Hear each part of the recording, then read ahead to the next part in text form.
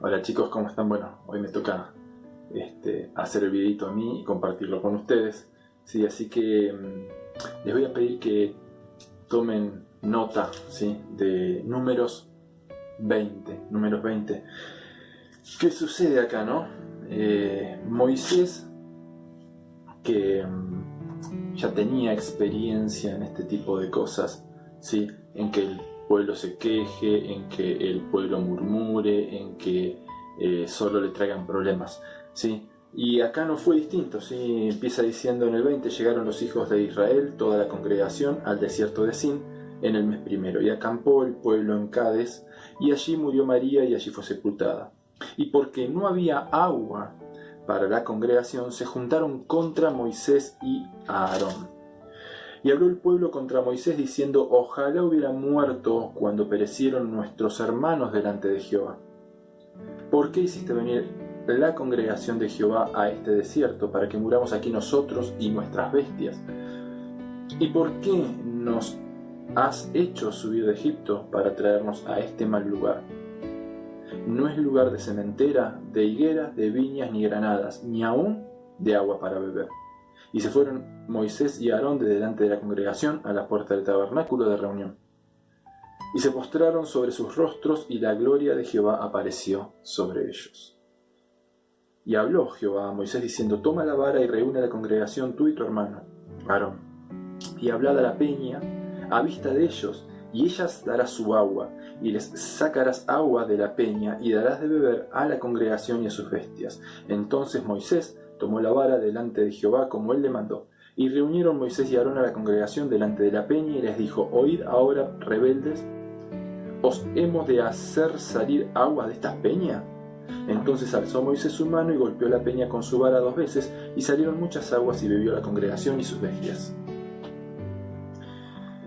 Y Jehová dijo a Moisés y a Aarón: por cuanto no creíste en mí para santificarme delante de los hijos de Israel, por tanto no meteréis esta congregación en la tierra que les he dado. Sí, este fue el pecado por el cual Moisés no pudo ingresar a la tierra prometida. Ya había tenido esta experiencia él, ahí lo podemos buscar en Éxodo 17, lo pueden ver después si quieren. Sí, la congregación ya había tenido sed, ya se había levantado, ya habían contendido, habían murmurado contra Moisés, y el Señor le había dicho que golpeara la peña 2 veces y que el agua iba a brotar, y él fue lo que hizo: golpeó esa roca, brotó agua y todos bebieron. Y una segunda vez se encuentran en la misma situación, el pueblo vuelve otra vez a repetir el mismo comportamiento. Sí, a Moisés y Aarón van delante de la presencia de Dios, pero esta vez las cosas sucedieron diferente. A Moisés se le había dado una orden clara. Simplemente le dijo: reúne al pueblo, háblale a la peña y el agua va a brotar. ¿Sí? Y él no fue lo que hizo. En primer lugar, estuvo bien, reunió al pueblo. Pero en segundo lugar, él criticó al pueblo, porque lo primero que él hace con ellos es criticarlos, ¿no? Les hace esa declaración, dice: oíd ahora, rebeldes, ¿sí? De alguna forma se puso en lugar de Dios porque los estaba juzgando, rebeldes. Él juzgó al pueblo. ¿Os hemos hacer salir agua de esta peña? Ellos no iban a hacer salir el agua de la peña. El agua iba a salir porque Dios iba a orar para que el agua saliera. Y acá se confunden un montón de cosas, ¿sí? Podríamos pensar: bueno, pobre Moisés estaba cansado, ¿no? El pueblo murmuraba y él tenía que soportar todo eso. Pero Dios había dado una instrucción clara. Y lo segundo que hace, ¿sí?, es: Dios le dijo que le hablara a la peña, y él fue y la golpeó. No hizo lo que Dios le pidió, de la forma en que Dios se lo pidió. ¿Sí? Su desobediencia fue el pecado que no le permitió entrar a la tierra prometida. Podemos ver acá Sí, la Uli ya lo había abierto cuando hablamos de la obediencia, ¿no? De los elementos que tiene la obediencia. Y quiero que pensemos un poco en estos elementos, ¿sí? Habréis dicho de otra manera, ¿no? Prontitud, ¿sí? Por completo y con buena actitud. Con prontitud.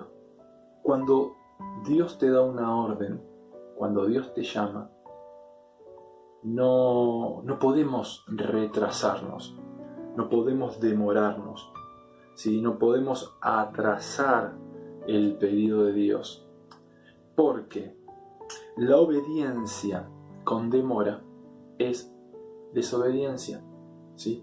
Busquen ahí, si tienen a mano, Eclesiastés 5, ¿sí? Busquen Eclesiastés 5, 4 y 6. Cuando a Dios haces promesa, no tardes en cumplirla, porque Él no se complace en los insensatos. Cumple lo que prometes.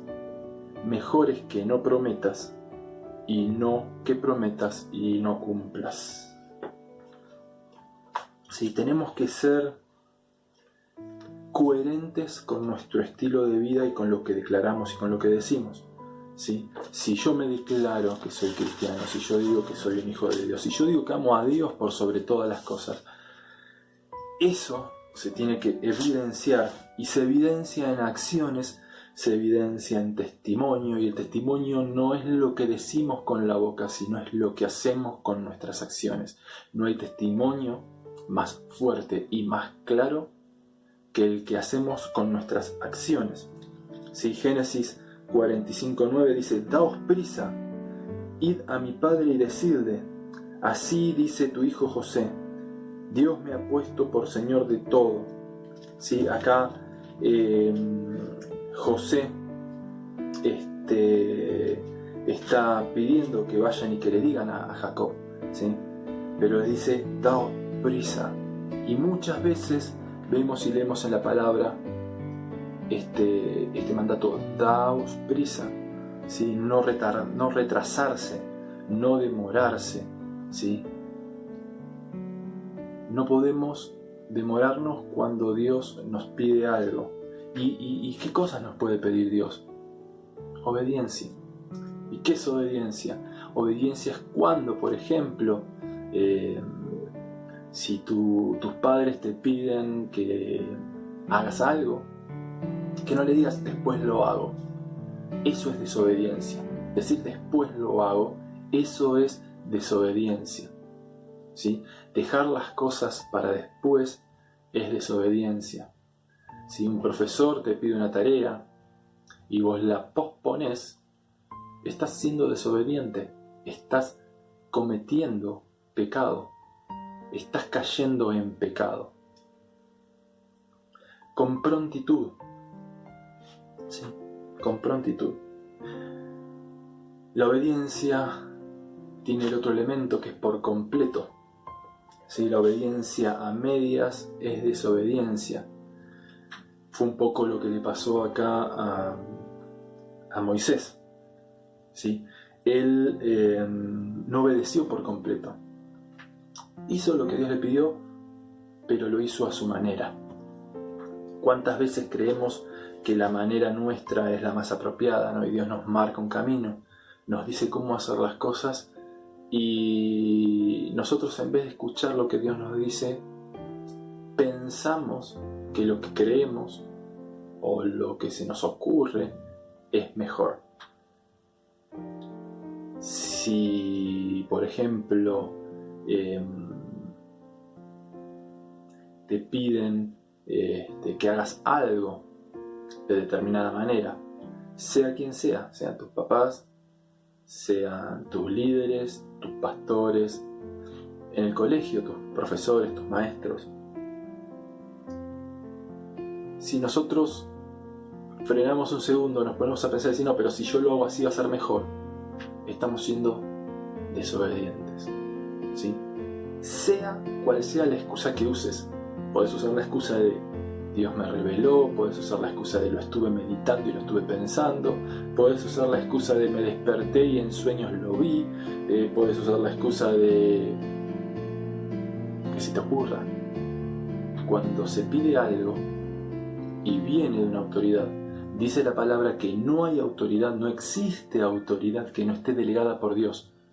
Todo mandato de una autoridad que no contradiga la palabra de Dios es un mandato de Dios y tiene que ser obedecido de la forma en la que fue recibida. De lo contrario, estamos siendo desobedientes, estamos cayendo en pecado. Estamos cayendo en pecado. También pienso un poco en el juego que a veces por ahí se hace, ¿no?, con los padres, de saber cómo te responde un papá y cómo te responde el otro. Entonces vas y le presentás determinada situación a uno sabiendo la respuesta que vas a obtener de ese, ¿sí?, y no al otro, porque el otro te va a dar una respuesta que no quieres escuchar, ¿sí? O que quieres pedir un permiso, por ejemplo, y vas a tu papá porque sabes que tu mamá te va a decir que no, o haces al revés, vas a tu mamá porque sabes que tu mamá te va a decir que sí y sabes que tu papá te va a decir que no, ¿sí?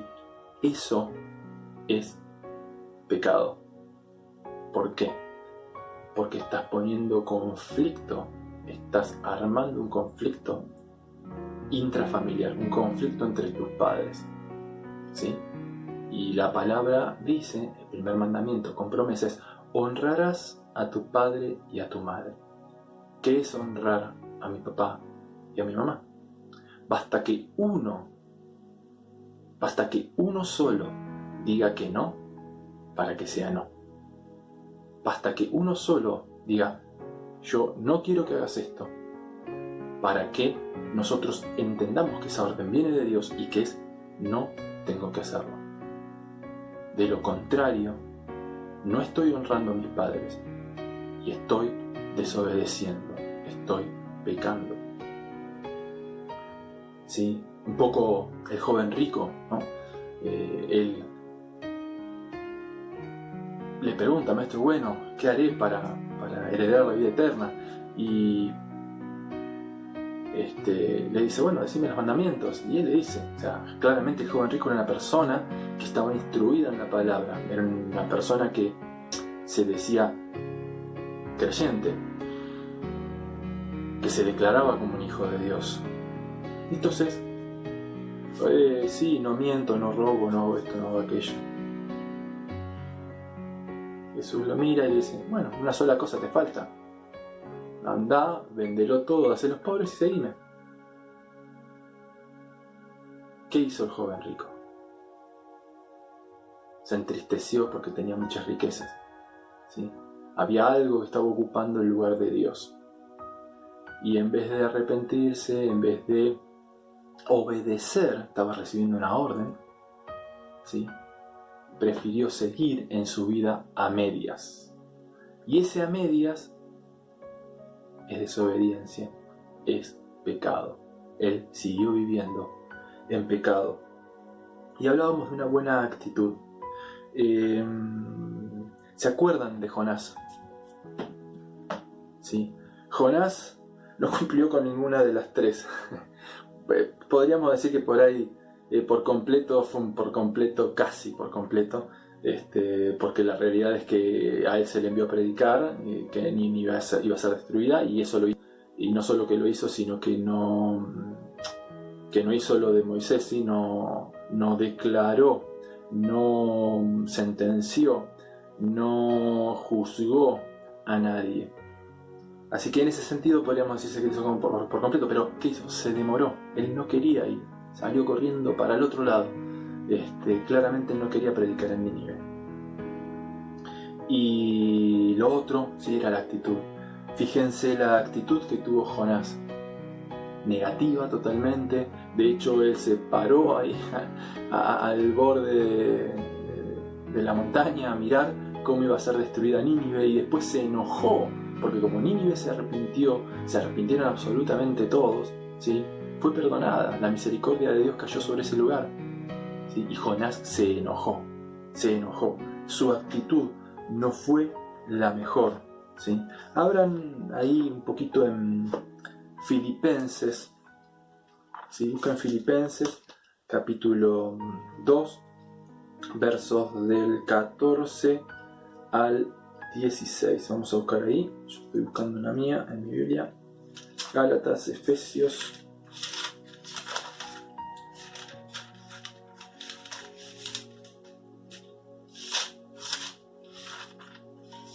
Filipenses. Bien. Capítulo 2, versos 14 al 16. Versos 14 al 16. Dice: haced todo sin murmuraciones y contiendas, para que seáis irreprensibles y sencillos, hijos de Dios sin mancha, en medio de una generación maligna y perversa, en medio de la cual resplandecéis como luminares en el mundo. ¿Por qué Pablo dice esto? Todo el mundo se queja, ¿sí? Todo el mundo murmura, todo el mundo critica, todos están quejándose todo el tiempo, y cuando se les pide algo, peor todavía, más se quejan. Se quejan de las autoridades, se quejan de todo lo que se pueden quejar, se quejan de la economía, se quejan de la salud, se quejan de todo lo que se pueden quejar, se quejan. ¿Sí? Por eso dice: haced todo sin murmuración y contiendas. Cuando te piden algo, tenés que tener buena actitud, ¿sí? Poner la mejor onda y hacerlo. ¿Para qué dicen? Para que seas irreprensible, sencillo, hijo de Dios sin mancha, en medio de una generación que es maligna y que es perversa, porque ellos se quejan. No son sencillos, ¿sí? Están contendiendo todo el tiempo. ¿Y qué es contender? ¿Sí? Porque a veces cuando hablamos de contienda estamos pensando solamente en pelear. Y contender es simplemente el hecho de confrontar a la otra persona por el solo hecho de confrontar, por el solo hecho de que yo tengo una postura y vos tenés otra, entonces yo no estoy de acuerdo con lo que vos crees y contiendo. Y los hijos, los discípulos, no hemos sido llamados a contender. No hemos sido llamados a confrontar a las autoridades, a nuestros padres, a nuestros líderes, a nuestros pastores. Hemos sido llamados a obedecer, ¿sí? A tener la misma actitud que tuvo Cristo cuando murió en esa cruz. Él, no conociendo pecado, lo hizo pecado por vos y por mí. Por nosotros mismos hoy estaríamos condenados.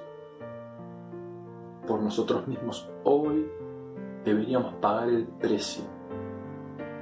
Todos deberemos compadecer delante del tribunal de Cristo para dar cuenta de los hechos que hemos hecho en el cuerpo en esta vida, sean buenos o sean malos. Y cuando estemos frente al tribunal, ¿cómo podremos defendernos? La herramienta es Cristo. Cristo es quien nos da libertad, quien nos libera de las cadenas de la opresión del pecado, para que podamos vivir conforme a sus estándares, conforme a sus niveles. Nosotros tenemos que ser en lo natural obedientes, examinarnos, pensar, ¿sí? Si rompo una regla de tránsito, por ejemplo, el límite de velocidad es 100 y voy a 200. Si cruzo semáforos en rojo por el solo hecho de cruzarlos. Si voy por la calle a las 2 de la mañana tocando bocina, por ejemplo, ¿sí? Estoy rompiendo reglas cívicas, reglas civiles, normas civiles, y eso es desobediencia, y Dios no quiere eso de nosotros. El Señor Jesús dijo que hagamos tesoros en el cielo, no en esta tierra. A veces estamos con la cabeza más en la tierra que en el cielo. ¿Sí? Nosotros tenemos que tener los pies en la tierra, pero nuestra cabeza tiene que estar en el cielo. Tenemos que pensar en nuestra salvación. Tenemos que pensar en que Cristo hizo un sacrificio por nosotros. Y a nosotros, en comparación con el sacrificio que hizo Cristo, se nos pide poco. Seamos obedientes. Obedientes a nuestros padres, obedientes a nuestros pastores, obedientes a nuestros líderes. No demoremos, no hagamos a medias. Y todo lo que hagamos, hagámoslo con buena actitud. Dios los bendiga.